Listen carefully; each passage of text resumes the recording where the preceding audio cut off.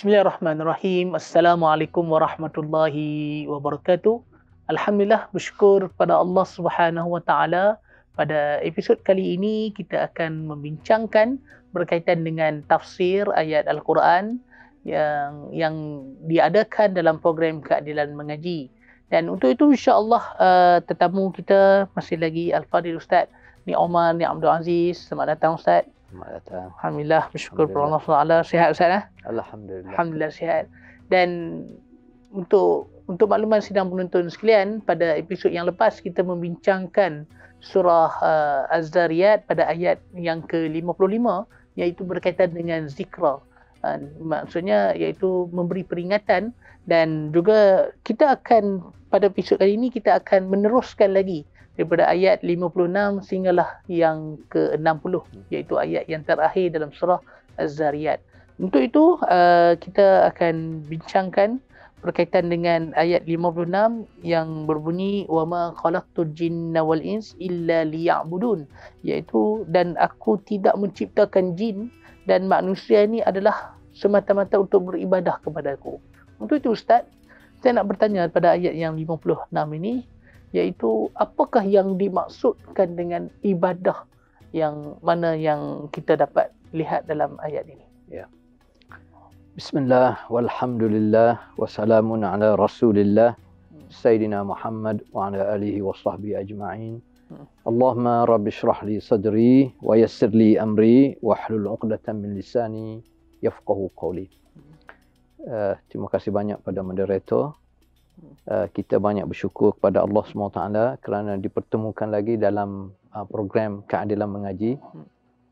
Kita berdoa semoga program ini mendapat keberkatan daripada Allah, kerana berkaitan dengan kita guna platform ini untuk menyebarkan ilmu yang datang daripada sumber yang asli daripada Al-Quran. Kita juga menceritakan tentang ilmu yang ada di dalam hadis-hadis Nabi sallallahu alaihi wasallam. Baik, seterusnya kupasan kita berkait dengan ayat wama khalaqtul jinna wal ins illa liya'budun. Sebenarnya kalau kita perhati ayat ni biasa kita dengar hampir dalam setiap program-program tazkirah, program-program kuliah, dalam ceramah, dalam bidang dakwah, hatta dalam bidang politik pun kita biasa dengar ayat ni. Dia mengaitkan tentang matlamat kehidupan kita, tentang tujuan Allah Ta'ala cipta kita.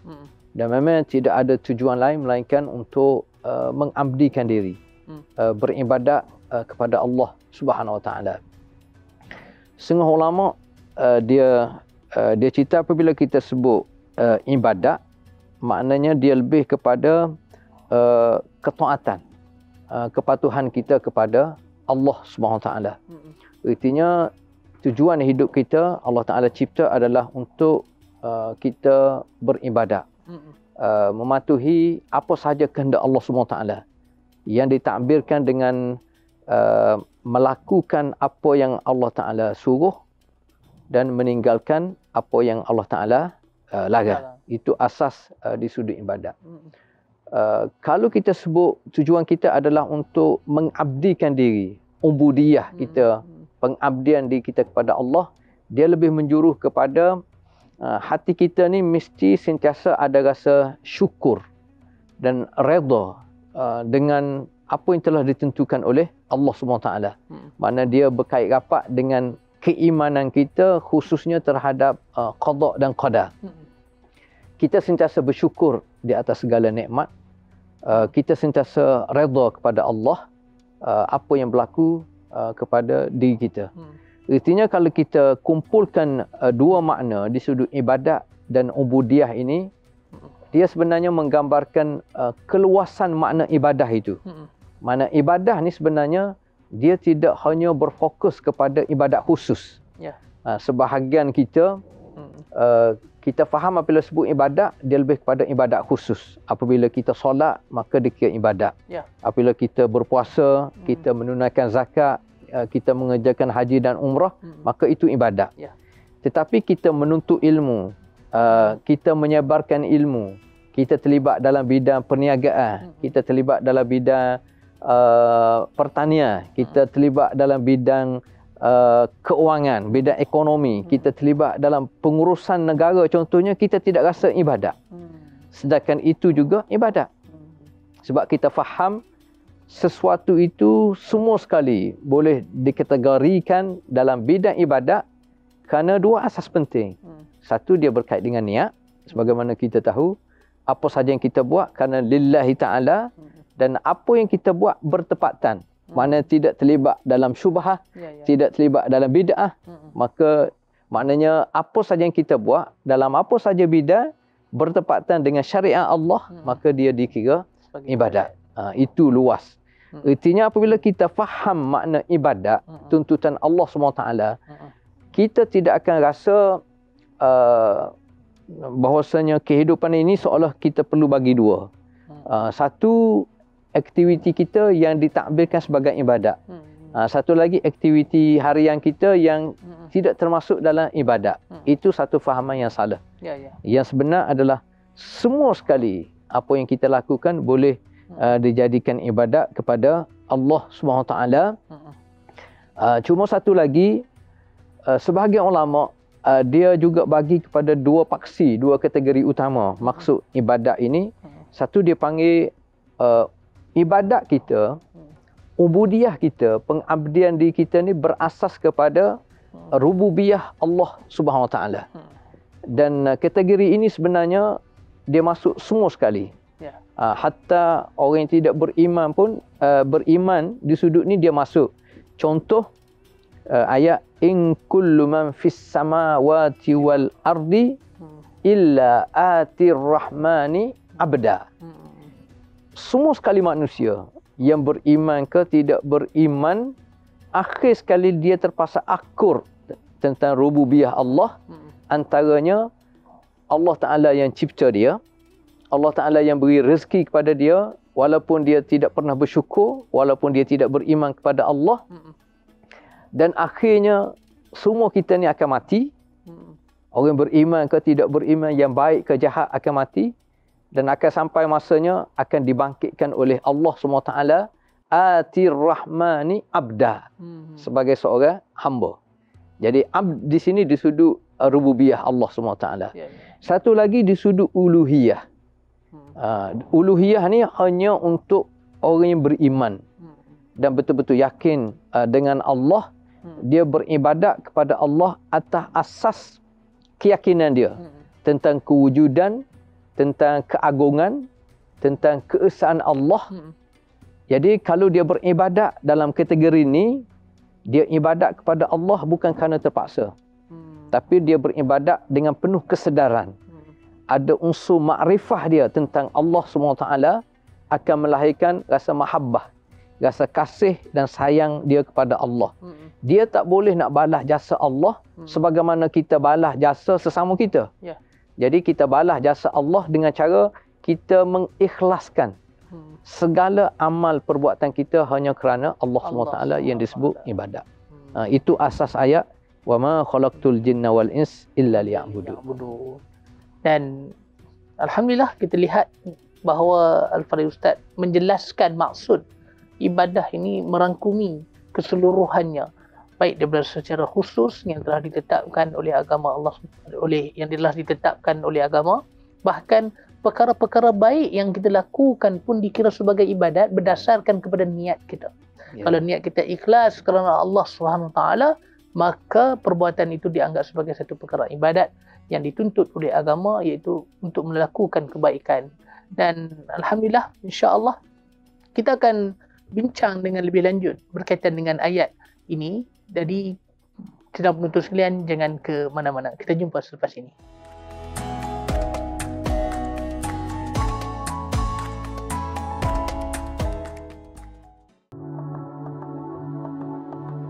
The Ministry of Health Malaysia's ambitions for climate and health includes building a climate resilient and low carbon health system to achieve carbon neutrality, net zero by 2050, strengthening the health sector's preparedness and response to extreme weather events, enhance surveillance and early warning system, conducting climate change and health vulnerability and adaptations assessments, VNAs, at the populations and or healthcare facility level, in alignment with the governments of Malaysia's dedicated pursuit of a net zero country by 2050. Congratulations for the first half day. Thank you.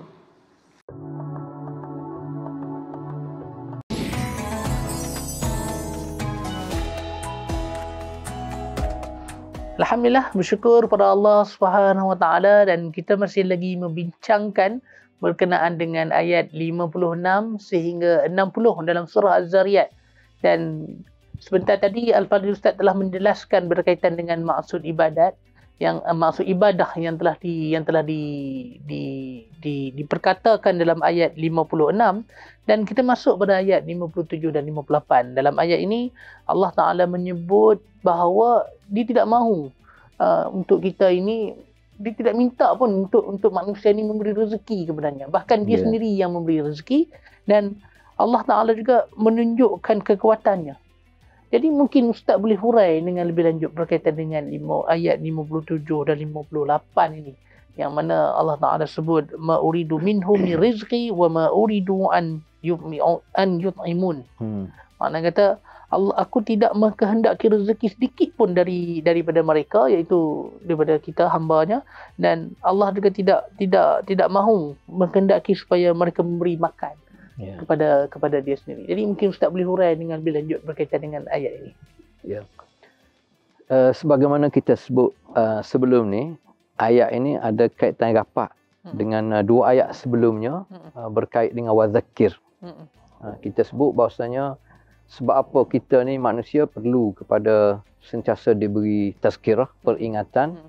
Sebab satunya supaya kita sentiasa ingat tentang matlamat kehidupan kita, iaitu di sudut ibadat tadi, ubudiah kita kepada Allah SWT. Yang kedua, supaya kita jelas sebab apa kita sentiasa diberi peringatan, supaya kita jelas bahawasanya apa saja nikmat yang kita kecapi, yang kita sebut asasnya dengan rezeki ni, sebenarnya semua mari daripada Allah. Dan Allah ta'abirkan dengan innallaha huwar razzaq. Dia yang beri rezeki. Jadi kalau kita manusia ni memang perlu kepada rezeki, dan asasnya memang kita perlu bergantung kepada Allah Subhanahu Taala. Bahkan dalam ayat dan surah Fatir disebut ya ayuhan nas antumul fuqara'u ila Allah. Kita sebenarnya fakir, maknanya sangat-sangat berhajat kepada Allah SWT. Dan Allah Ta'ala ni wallahu huwal ghani al-hamid. Allah Ta'ala ni maha kaya. Antara takbir makna kaya adalah Allah Ta'ala tidak perlu kepada kita. Kalau kita tak beribadat kepada Allah, tidaklah akan menjejas martabat dan kedudukan Allah. Bahkan kalau seluruh makhluk Allah semua taat sujud kepada Allah pun, dia tidak menambah kemuliaan Allah. Sebab Allah Ta'ala tu maha mulia, dengan penuh kemuliaan. Cuma Allah Ta'ala ni dengan hamid, dengan maha terpuji, dia yang nak beri kepada kita walaupun kita tak minta. Apatah lagi kalau kita minta. Lagilah Allah Ta'ala mendengar. Dan Allah Ta'ala, kalau bahasa kita lah, akan ejah lah macam mana cara untuk memenuhi keperluan kita dengan pelbagai cara sebagaimana yang kita faham. Jadi sebab itulah perlunya unsur tazkirah, supaya kita ingat antaranya kehidupan ini kita bergantung sepenuh dengan rahmat ketentuan daripada Allah, termasuk rezeki. Apabila sebut rezeki dalam bahasa Arab, dia memberi makna antaranya al-ata'. Dia memberikan makna al-ata' ni pemberian. Pemberian pula dia bermaksud al-ata' al-mutajaddid. Pemberian Allah ni pemberian yang berterusan. Selagi mana Allah Ta'ala menentukan makhluk dia, termasuk kita manusia hidup, selagi itulah ada rezeki yang perlu kita yakin. Sebab apa orang sihat mati? kerana rezeki dia dah habis. Sebab apa orang yang sakit bertahun-tahun tak mati-mati lagi? Kerana rezeki dia masih ada. Itu semua adalah ketentuan daripada Allah SWT. Ertinya, tanggungjawab kita adalah berikhtiar untuk mendapat rezeki tersebut. Jadi kalau kena cara, dia termasuk dalam kategori ibadat. Sebagaimana kita tahu tadi.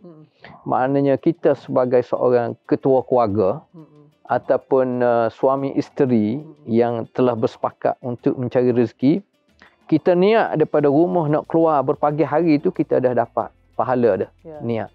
Kita turun pun, kita terlibat dalam bidang perniagaan, kita terlibat dalam bidang apa saja, termasuk dalam bidang media ini pun, walaupun mungkin meletihkan, tetapi kita habiskan masa kita dengan tujuan untuk antaranya sebarkan ilmu. Di samping kita nak cari rezeki untuk menampung kehidupan kita dan keluarga kita, itu juga dikira kategori ibadat. Dan apabila kita ingat itu, kita rasa apa saja yang berlaku pada kita dengan penuh redha. Kita boleh terima dengan baik.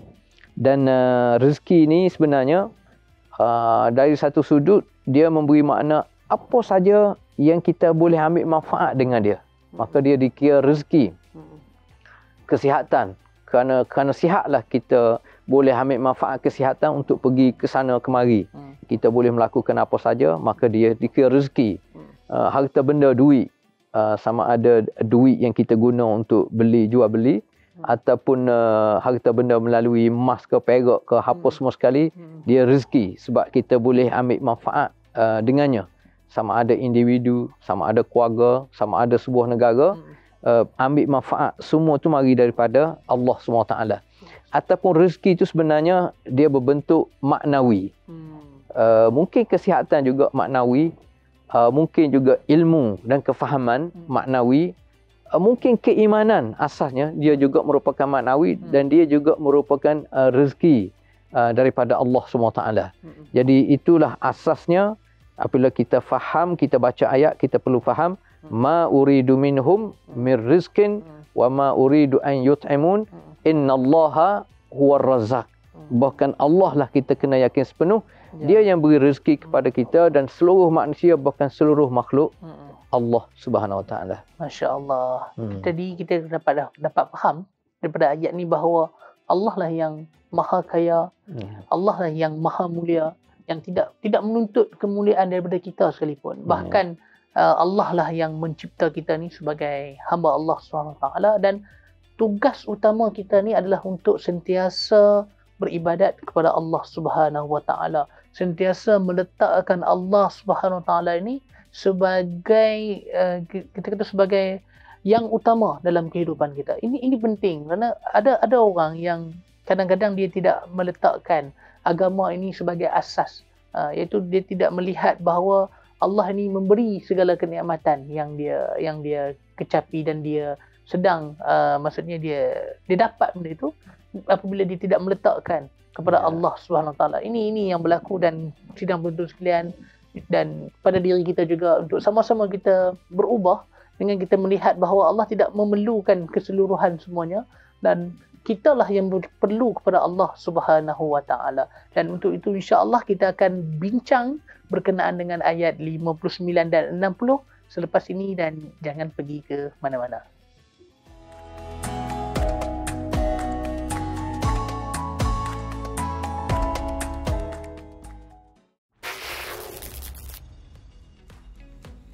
Nama saya Samaluddin bin Muhammad Zaidi, merupakan mahasiswa daripada Universiti Kuala Lumpur, Malaysian Institute of Information Technology, ataupun lebih mudahnya dikenali sebagai UNIKLM MIT. Mengapa SNM ataupun Rakan Muda ini perlu diteruskan? Pertama, kerana Rakan Muda merupakan salah satu platform yang penting untuk belia dan juga di antara belia dan juga Kementerian Belia dan Sukan dalam menyediakan aktiviti-aktiviti yang menarik dan juga memberikan impak yang penuh kepada belia-belia di luar sana. Dan juga khususnya di peringkat IPT, kami sangat-sangat mengalu-alukan aktiviti-aktiviti daripada belia, daripada Kementerian Belia dan Sukan terus kepada IPT di seluruh Malaysia. Antara program-program yang rapat dengan saya adalah pertama, Anugerah Rakan Muda, Anugerah Perdana Rakan Muda atau ARPM.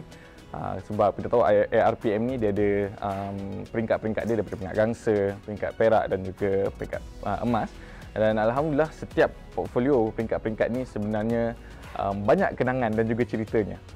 Macam daripada peringkat gangsa, kita nak kerja aktiviti macam mana, sampailah ke peringkat emas. Harapan saya untuk rakan muda, pertama, kita berharap bahawa rakan muda ini terus menerima idea-idea baru di luar sana, kerana kita nak pastikan rakan muda ini terus menjadi relevan dan juga menjadi salah satu platform yang baik untuk belia-belia ataupun siswa-siswi di luar sana melaksanakan aktiviti, menyertai program-program dan juga orang kata menjadi salah satu batu loncatan untuk siswa dan siswi kita mempelajari lagi banyak perkara dari segi aspek kepimpinan, kesukarelawanan, kebajikan dan juga pengurusan organisasi.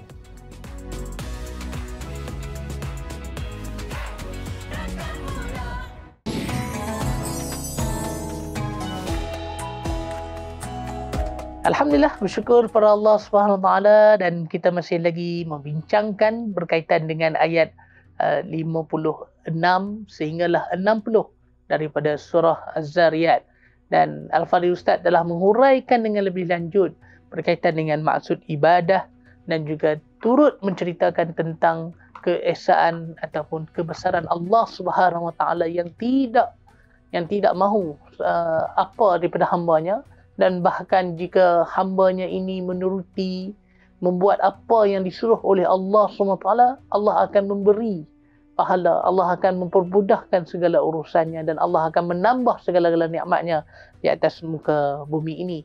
Jadi untuk itu, daripada ayat 59 dan 60, pada ayat ini kalau kita perhatikan, ia merupakan kulasah daripada perbincangan kita, iaitu kita telah membincangkan berkaitan dengan ayat 55 pada episod yang lepas, dan pada episod kali ini kita membincangkan 56 sehinggalah 60. Dan Al-Fadhil Ustaz menyebut bahawa terkaitlah juga dengan ayat zikra itu pada ayat 56 dan juga 57. Jadi untuk ayat yang terakhir, dua ayat yang terakhir ni mungkin Ustaz boleh huraikan secara keseluruhannya apa yang kita boleh simpulkan daripada perbincangan kita pada episod yang lepas dan juga pada episod kali ini. Silakan Ustaz. Kita boleh rumuskan antaranya adalah sebagaimana disebut dunia ini adalah dar amal. Mana tempat untuk kita bekerja. Tempat untuk kita berusaha. Tempat untuk kita mencari rezeki. Tempat untuk kita berbakti. Sebab apa? Sebab akhirnya kita akan berada di satu lagi dunia yang kita panggil akhirat. Adapun akhirat dipanggil dar jaza. Tempat untuk kita menerima balasan. Sesuai dengan kita sebut Maliki Yaumiddin.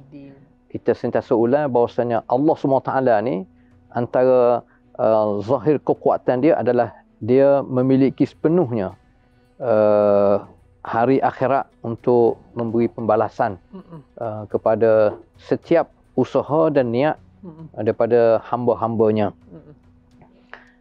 Dan sesuai juga rumusan ini kita sebut al-jaza min jinsil amal. Balasan itu kita akan perolehi sesuai dengan amalan kita. Apa yang kita buat semasa kita hidup atas dunia. Begitu juga dengan Allah Subhanahu Wa Taala. Sebab apa dia minta supaya kita bersyukur, beribadat kepadanya? Kerana semua sekali sebagaimana kita tahu dia berkait dengan Allah Taala. Kita hidup atas dunia pun berkait dengan masyiah kehendak Allah Subhanahu Wa Taala. Kita merasai nikmat semua sekali pun semua berkait dengan Allah Subhanahu Wa Taala. Tidak ada satu pun yang tidak berkait dengan Allah. Bahkan apa yang kita tidak terfikir pun Allah Ta'ala penuhi hasrat kita dalam kehidupan ini. Terlalu agung, terlalu mulia, terlalu penuh dengan sifat kasih sayang dan kesian belas Allah SWT. Jadi padanlah, sesuailah kalau Allah Ta'ala nak minta kepada kita supaya semasa hidup ni kita kena ingat kepada Allah. Kena zikir kepada Allah. Kena melakukan ketaatan kepada Allah SWT. Kena sabar di atas segala ujian dan cabaran dalam kehidupan ini. Kerana akhirnya kita akan dibalas oleh Allah SWT dengan balasan yang sesuai dengan apa yang kita fikir, yang kita niat dan kita amal semasa kita hidup atas dunia. Artinya dua ayat terakhir ni, fa inna lil ladzina zalamu dhanuban misla dhanubi ashabihim fala yasta'jilun. Fawailul lil ladzina kafaru min yaumihimul ladzi yu'adun. Maknanya kalau kita hidup atas dunia, kita lupa Allah, kita buat sesuatu tanpa kita kira, kita ambil kira di sudut halal haram, dosa pahala, maknanya kita termasuk dalam kategori orang yang zalim. Jadi orang yang zalim ni, balasan dia tidak selamat lah. Allah Ta'ala kata, lilladzina zalamu dhanuban mithla dhanubi ashabihim. Kalau generasi terdahulu yang lebih hawa hidup pada kita, Allah Ta'ala dah sedia dah bagi dia bekas seolahnya ia penuh dengan segala dosa-dosa yang berakhir dengan kemurkaan dan azab daripada Allah. Generasi terakhir pun termasuk kita sendiri, kalau kita melakukan kezaliman, langsung kita lupa Allah, langsung kita tak fikir tentang dosa pahala, kita tak fikir tentang kesudahan kita syurga ke neraka, maknanya kita menzalimi diri kita. Dan automatik biasanya kita zalimi diri kita dan kita akan menzalimi juga orang lain. Kita akan ambil hak orang. Kita tidak akan tunai tanggungjawab kita sebagai hamba Allah di mana-mana posisi kita. Termasuk kalau kita terlibat dalam pengurusan sesebuah negara, yang mana asasnya keterlibatan seseorang itu adalah untuk memastikan hak itu sampai kepada yang berhak. Untuk pastikan peluang diberi, amanah yang diberi, kuasa yang diberi ini untuk melaksanakan tanggungjawab. Untuk memastikan, kita sebut tadi maslahah ammah, maslahah umum, untuk manfaat kebaikan seluruh warga hamba Allah SWT di mana-mana di atas muka bumi, termasuk di bumi kita ni, supaya segala keperluan asas dia tu dipenuhi. Macam contohnya sekarang ni isu banjir lah kita kata. Jadi kalau kerajaan yang bertanggungjawab, dan kita harap kerajaan sekarang ni, kerajaan Madani memenuhi keperluan asas tersebut, dan kita boleh tengok apa yang berlaku terutamanya di Pantai Timur. Bahkan kita berharap pada masa akan datang, maknanya sebab di setengah-setengah tempat tu hampir setiap tahun berlaku banjir. Jadi pihak kerajaan melalui agensinya kena fikir makna penempatan yang lebih baik. Tidak hanya di sekolah tetapi tempat khusus yang boleh memberi keselesaan terutamanya kepada kaum ibu dan anak-anak. Begitu juga kita tengok negara kita ni antara negara yang berdepan dengan banyak permasalahan kesihatan. Jadi kita syorkan untuk masa akan datang, paling kurang antara Kementerian Pendidikan dengan Kementerian Kesihatan, maknanya dia minta pada Kementerian Kesihatan ni, dia kaji, dia panggil pakar-pakar untuk menyediakan menu makanan yang paling sesuai untuk anak-anak di peringkat rendah lagi, sehingga dia menjadi satu budaya yang sihat. Dan pihak kerajaan dia boleh mewajibkan apabila dah ada menu rasmi, pihak kantin yang menyediakan makanan ini, dia boleh menyediakan ikut kriteria yang ditetapkan, yang kita mengharapkan akan lahirlah generasi yang sihat. Sebab kesihatan ini mampu memberi perangan yang baik kepada pembangunan sesebuah negara. Apatah lagi kita nak menuju kepada negara yang bertamadun, yang berasaskan kepada ilmu, yang berasaskan kepada khidmat yang terbaik, dan berasas kepada akhlak yang mulia. Itu yang kita boleh ambil daripada kupasan ayat ini. Antaranya kita menjauhi perkara yang boleh mendatangkan kemurkaan Allah Subhanahu wa taala. Alhamdulillah, bersyukur kepada Allah SWT, dan kita sudah berada dalam waktu yang terakhir ini, masa telah mencemburui kita. Cuma apa yang dapat untuk kita simpulkan bahawa menjadi hamba Allah SWT ini wajib untuk kita patuh kepada Allah SWT, melaksanakan apa yang diperintahkan oleh Allah SWT. Bahkan kita tidak boleh berasa angkuh, kerana sifat angkuh ini adalah satu sifat yang tidak boleh ada pada seorang hamba, yang mana walaupun di dunia ni kita memiliki segala-galanya, kita memiliki kekuasaan, mungkin sebagai ahli politik kita memiliki kekuasaan sebagai ketua pentadbir dan sebagainya, apa pun sekali kita mesti meletakkan bahawa ini hanyalah pinjaman sementara yang akhirnya di akhirat kelak akan kekal abadan abadah, iaitu selama-lamanya kita akan diperhitungkan dan dipertimbangkan di akhirat kelak. Jadi untuk itu terima kasih banyak kepada Al-Fadhil Ustaz di atas kehadiran dalam episod kali ini. InsyaAllah kita akan bertemu lagi selepas ini, dan saya harap sidang penonton sekalian mungkin boleh untuk ikuti kita di page Parti Keadilan Rakyat dan program Keadilan Mengaji. Sekian, wabillahi taufiq wa hidayah. Wassalamualaikum warahmatullahi taala wabarakatuh. Waalaikumsalam.